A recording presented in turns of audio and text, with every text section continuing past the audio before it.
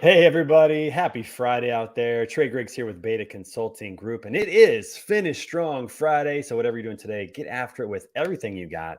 Be excellent today. I guarantee that steak tonight on the grill is going to taste a lot better. The weekend's going to be sweeter. So make sure you get after it. Finish strong today. Finish Strong Friday. And if you would take a moment to go over to our website, Beta Consulting Group, and check out what we're doing for clients. We are helping with their branding, with their messaging, telling their story, their content creation, social media strategy, and we're loving it, having a great time with our clients. And we'd love to work with you. So check it out, as well as click on that little banner at the top of the website to visit our swag store. We've got some stuff now, some cool shirts and hats and kind of like this little water bottle and fun stuff like that. We'd love for you to be a part of our community here at Standing Out and what we're doing with Beta Consulting Group. So check that out and use the coupon code beta-GO to get 30% off your entire order during our grand opening here this month. We're just wanting to give some great discounts and get people a part of our community. So check out what we have there. A lot of other fun stuff as well. Look forward to having you guys supporting that in the community as well. Melissa Guzman, thanks for watching the show. Yes, it is Finish Strong Friday. It's going to be a fabulous day. And we want to give a shout out to our sponsors as well, to TAFS. These are the good guys in freight factoring. They are helping owner operators and small carriers and mid-sized carriers have all the resources they need to keep those wheels turning, keep that freight moving in America. It's the backbone of our economy. So check them out at TAFS.com or click on that link that Morgan's going to put into the comments today that takes you directly to my landing page with TAFS so they know that I sent you. Get started with them today, especially if you're an owner operator, small fleet carrier. They're going to be a great resource for you to help out in those areas. And if you're a freight broker, you can also become a referral partner for them. Make sure that your carriers have everything they need to keep that freight moving and keep things going. All right, we're going to have a great show today. We've had a phenomenal week of shows. It was a short week. We had the 4th of July last week, so only 4 shows this week, but they've all been incredible. Go back and check them out on demand, either here on LinkedIn, YouTube, Facebook, or Twitter. Had JJ Heredia, the COO of TAFS, our sponsor, on Tuesday, which was awesome. Had a great conversation with him about sales. On Wednesday, Dan Kopp from ITG talked about creating culture, especially in remote work environments. That was awesome. Yesterday, Dusty Holcomb, CEO of Red Stack Fulfillment. We talked servant leadership. That guy's just an incredible human being, one of my favorite peoples on the planet. And today, Brooks McMahon is going to be on the show here shortly from Convoy. We're going to talk about his world, his life, and some of his experiences as well. So make sure you check all those out and come back every day at 10:30 a.m. Central for an episode of Standing Out, a daily podcast about sales, marketing, and leadership.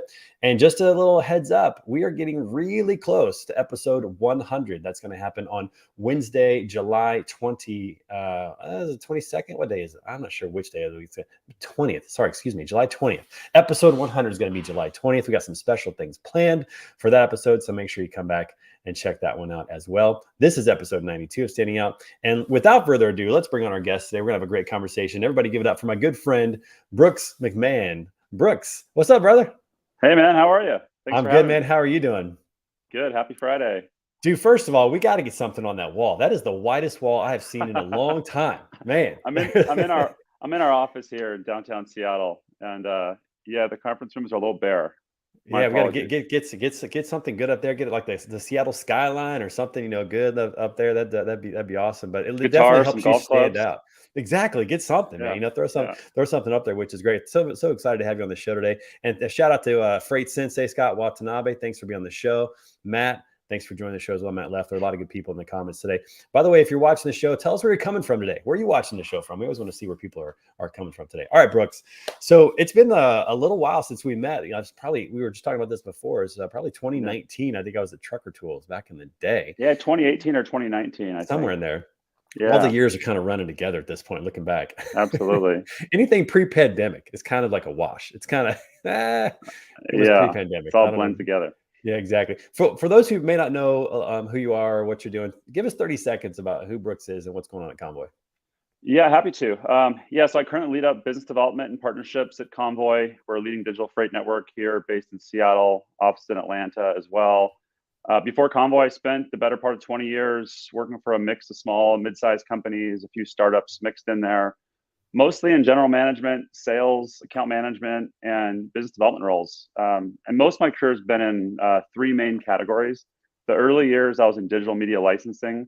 About 10 years, spent a lot of time at a company called Getty Images. And then I got into the advertising tech space and spent a number of years there. A company called MarchX was where I spent most of the time in that field. And now logistics, the last almost 6 years here, all at Convoy. Yeah, I mean, you've had an incredible career. What was it about the opportunity at Convoy? And you kind of came early on, or a little bit earlier on, before it really kind of blew up. It's blown up quite a bit in the last couple of years, in particular. What was it about the opportunity at Convoy that really stood out? And you're like, I want to be a part of this. Yeah, I knew nothing about logistics coming in, with the exception of when I was in high school, I drove a truck for a local fruit and produce Yeah, warehouse. you did. So I'd get the pallet jack, and I'd get the box, get the pallets in the back of the truck, and I'd drop them off at local restaurants in the Seattle area. So that was my logistics experience before coming to Convoy. But yeah, just Seattle's a pretty small tech scene when it boils down to it, and just a few folks that I'd known and worked with in the past and had admired reached out and said, "Hey, I'm sure the thing you're working on is cool, but this thing at Convoy is going to be nuts, and you haven't worked. You've worked in logistics." So I came over and had a couple conversations, and one thing led to another. And as the days and weeks and months rolled by, I'm like, wow, this is an incredible space. I mean, you've been in it for Oh, most of your 100%. career. Yeah, a good chunk of It's your career it's too. it's funny that you drove a truck, like the transportation universe was just calling your name, just like planting a little seed there. I look back on my life. My dad was a local truck driver, and somebody's like, "When did you get into transportation?" And for me, it was an opportunity at DAT back in 2012. That was my entry point. Oh But at the yeah, same time, I look back on my childhood, and I was around loading docks and warehouses all the time. I just didn't even think yeah, about it because I was in middle school. I was throwing the racquetball against the cement wall while my dad was, the truck was unloading. So we all kind of had that nice little story of how transportation started calling our name and getting us into the yeah. I'll industry. never forget. There was a guy named Kenny who worked in the warehouse, and he was from Jersey. With a name like Kenny, you'd expect him to be from Jersey. And he'd 100%. call me Brooke. He'd be like, Brooksy, give me a pal of those grapes. I'm like, Kenny, I don't work for you. We work together, man. We're partners. But you're a lot bigger than I am, so I guess I'll get those grapes for you. Oh, that's hilarious. No, that's a great story. Yeah, I mean, Convoy's just done some really remarkable things in the space. One of the companies that, in my opinion, is pushing the ball forward for the entire industry. The technology that you guys are doing, and there's other companies out there that are doing some great stuff as well, kind of similar type of things, and just maybe pushing everything forward. Where do you're on the inside looking out? Where do you see this market, going, this industry going in terms of technology? And how is Convoy kind of, in your opinion, either leading the way or participating in that push towards a more technologically advanced industry? Yeah, I think I'd love to say leading, but there's a lot of great companies, and I'd say we're a leader, but we're also a participant, and we believe strongly in collaboration too. I think foolish to think that one company is going to come in and change the space on their own. It takes a village, right? And so I think in the first couple of years here, our heads were down and really trying to figure out where our niche was and how we could add value. And I think as the years have gone by, we certainly realized that finding the right places to plug in, the right partners to work with, are critical to our success and our ability to really have a big impact on the industry. So I think that's a thematically, I think finding more points for collaboration in this space is critical. And my hope is that we can become more a part of that. And my job obviously is to help us become more a part of the ecosystem and help us connect the dots better across different types of companies in transportation. So that's one theme that I'm really pushing on, and we're pushing on, is it is about collaboration. And we've built great technology. We're very fortunate to now have 80,000 trucking companies that use our platform to find work. We've got 400,000 drivers that are on our app that are, again, finding work and managing their jobs, and in some respects managing their careers now on the back end of our app. But it's just the beginning. There's so much more that we can do, and need a lot of partners to help us achieve our goals too, and vice versa. Yeah, and I love that you're all about collaboration. It seems like there is a theme that's kind of currently hot in transportation, and that is collaboration. There are companies that want to work together, even though historically they might be considered competitors. They're collaborating to push the entire industry forward, and I love that. And from my perspective of being an influencer, being a podcaster, whatever, I'm seeing that just in that space alone as well. Guys like Matthew Leffler and Chris Yeah, Jolly and I, like we're collaborating to try to push the ball yeah, forward as well.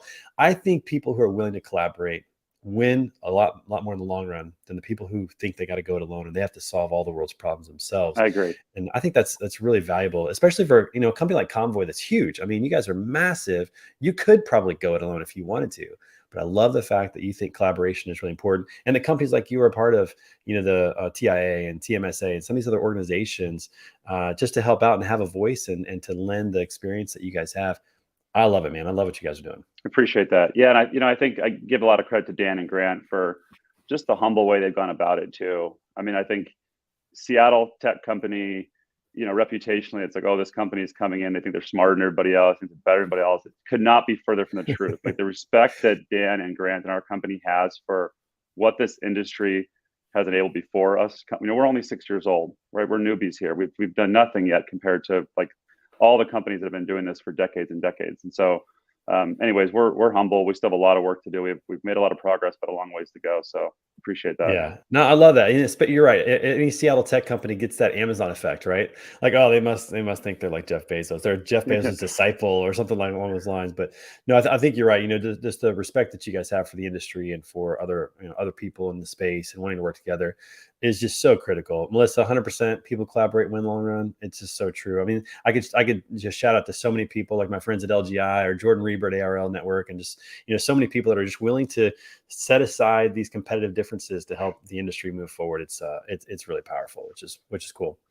All right, so I want to talk about something real quick. So you're part of business development and partnerships at Convoy. Talk a little bit about what does that entail? Are you working with BDRs and sales reps? Or are you doing more partnerships and channel marketing or something along those lines? Like what does it all entail in terms of what you're doing over there? Yeah, good question. In the early days, more on the direct sales side. So when I first started, I helped along with some other folks stand up our sales team and really got us into the enterprise. So figuring out how to sell our product into much larger, more established companies when most of them hadn't heard of us and didn't know what we were doing. So it was really selling the vision for what we were building and how we were going to help transform parts of the transportation process.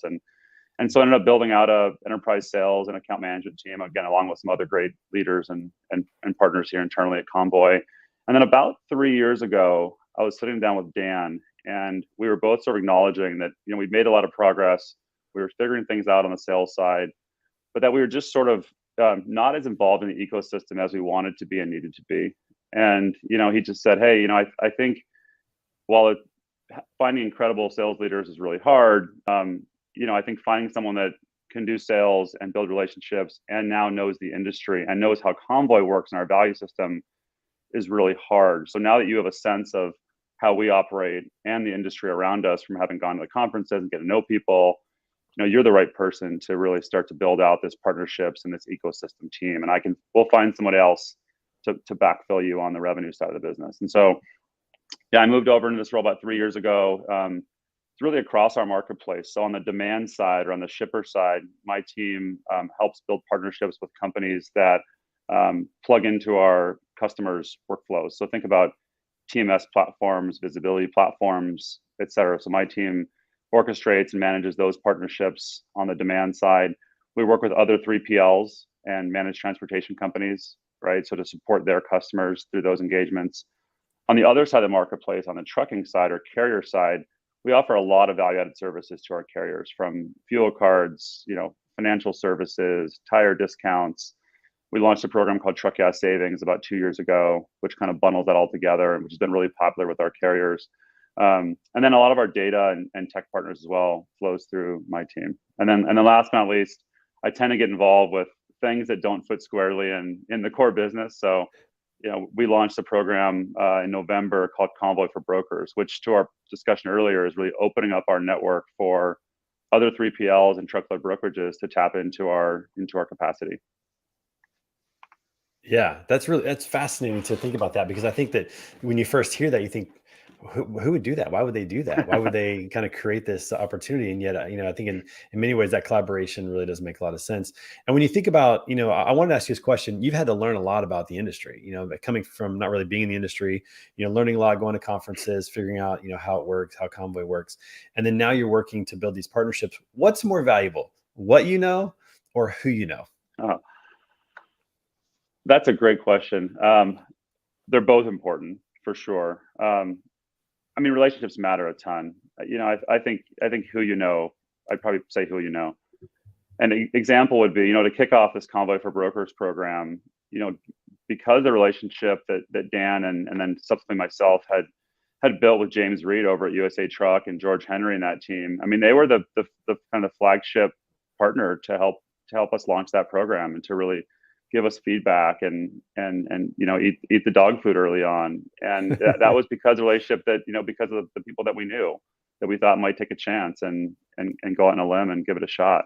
Yeah, yeah. I tend to think that the same way. The older I get, the more I realize, I could learn a ton of stuff, but if I don't know people, that's a Yeah, problem. If I know yeah, people, but I don't necessarily know a lot of stuff, it's easier, I think, to fix that.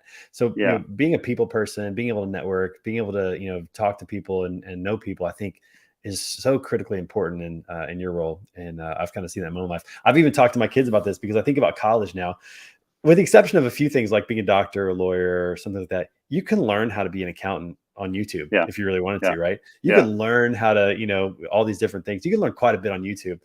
But man, if you go to college and you spend the 4 years networking and getting to know everybody there and becoming everybody's friend, how valuable would that be to come out of college with a 5,000, 6,000 person network of absolutely. people? Like that'd just be tremendous. So the older I get, I'm leaning much heavier on the knowing people side Yeah, if than you had knowing stuff. asked one of our product leaders or data science leaders, they might say it's what you know, but fair enough, right? That's right. I guess it depends on what your role is, right? If you're in Yeah, sales, definitely, or business development or partnerships, I imagine it's probably who you know more than what you know.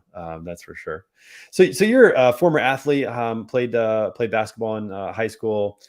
Played competitive tennis. Still playing competitive tennis. Is that right? I am. Yeah, yeah. Are We you got our men's watching? group. Are you watching Wimbledon right now? I'm not. I wish I was watching right now because I know Novak Djokovic is playing against Cam Norrie in the semifinals, and I saw he Yeah, lost the first set when I was coming to the office this morning. But I don't know yeah. what the score is now.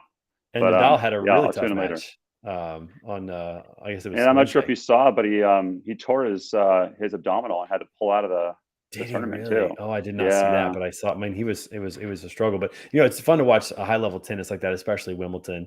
Watching those guys just be absolutely tremendous at what they're doing. What is about tennis that just really draws you in? I'm competitive. I'm really competitive. So for me, it's just that, especially at this age, Are you where the, are you I the kind of can't. guy that likes to beat your mom in cards when you guys are playing? Like you just like that kind Maybe of. I might be. Yeah, I played a lot of basketball after school too, after college, and played in a lot of men's leagues, and then I got to my mid late 30s, and just the injuries started piling up, and Hundred stitches percent. and broken wrists, and just said, okay, I gotta find another sport where I can get those competitive juices flowing and not get injured every week. So picked up my tennis racket. I hadn't played a whole lot since college, and got back into it. There's a lot of strategy involved in tennis, and I play a lot of doubles now that I've gotten older. So there's a lot of teamwork and collaboration, and Half the court that to collaboration cover. team again. Yeah, exactly. Yeah. Yeah, I love it. I love competing. No, tennis is great.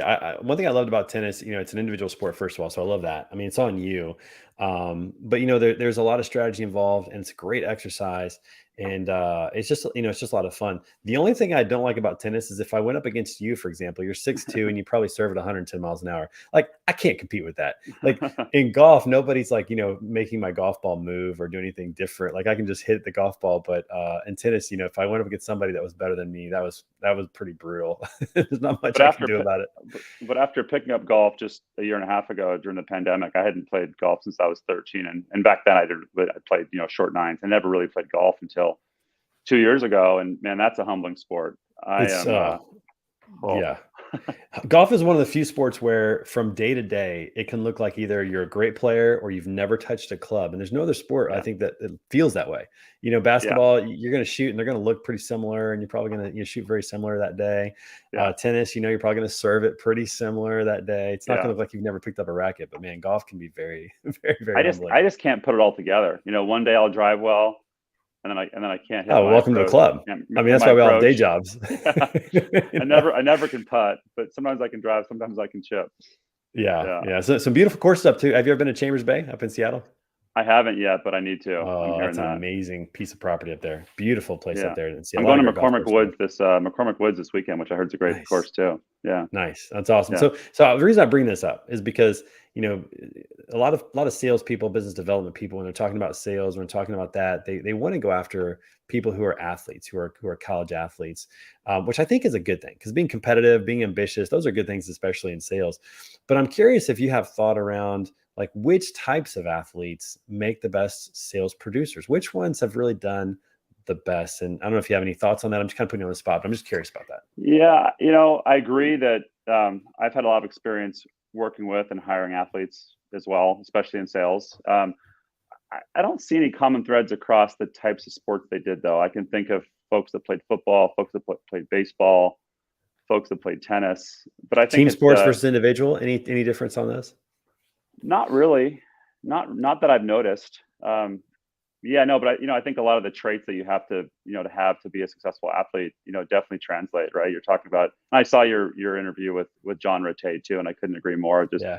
grit and perseverance, and that kind of stick to itiveness is critical in sports, and it's critical in life and business too. Yeah, I think another thing too that I like about athletes, the really good ones, is that they have a really short memory. And what I mean by that is like if they have a win, they're not really focused on it for too long. If they have a loss, they're not focused on it for too long. And those are the ones that seem to do the Yeah, best because they don't bring those experiences into the next experience. And I think yeah, that that's just a great thing for sales because man, you can have a bad call. You got to get back on the phone and make another call. And if you let that one impact your next call, it can just start to spiral out of control a little bit. So absolutely.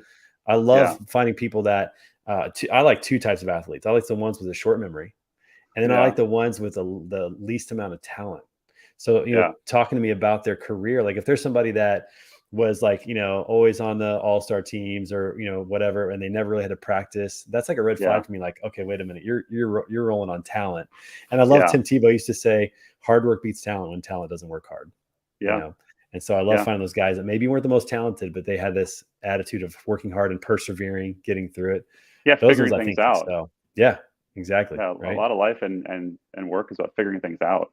How can I take the skills I have, limited or not, and then make the most out of them and do the absolute best? Guys like Greg Maddux, who you look at him, former pitcher for the Braves, Oh yeah, not the greatest like physical specimen, or even Tom Brady. I mean, he's not yeah, a physical specimen.